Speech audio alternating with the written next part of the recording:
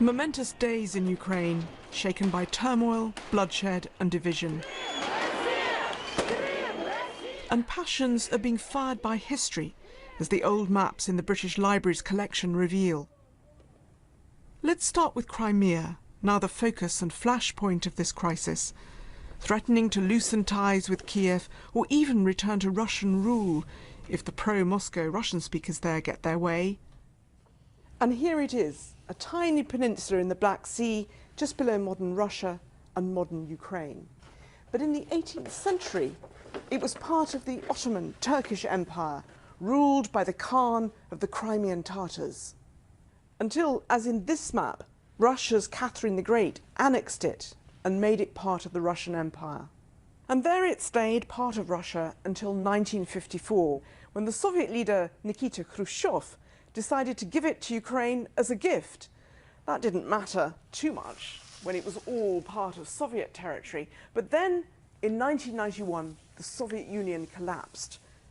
And Russia and Ukraine found they were separate countries, with Crimea still part of Ukraine.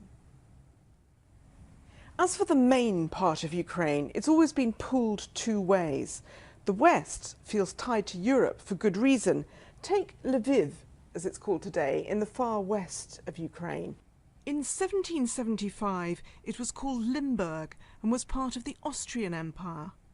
And in 1940, now part of Poland, it came under Soviet rule, part of a carve-up, a secret deal between Hitler and Stalin.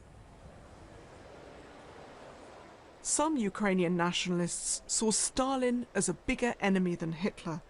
That's why there's still so much suspicion of Moscow, the old occupying power. And that's why we keep hearing President Putin warning of the threat from right-wing extremists in western Ukraine. Old fears and mistrust, still shaping attitudes today. The further east you go in Ukraine, the more people see Russia not as an enemy, but as part of the family. Look at this beautiful 18th century map. Russian lands extend all the way to Kiev. The other side is Poland, and Kiev is where the Russian state began, and the Russian Orthodox Church over 1,000 years ago. It's almost sacred. That's why President Putin doesn't want to let it go. Bridget Kendall, BBC News at the British Library.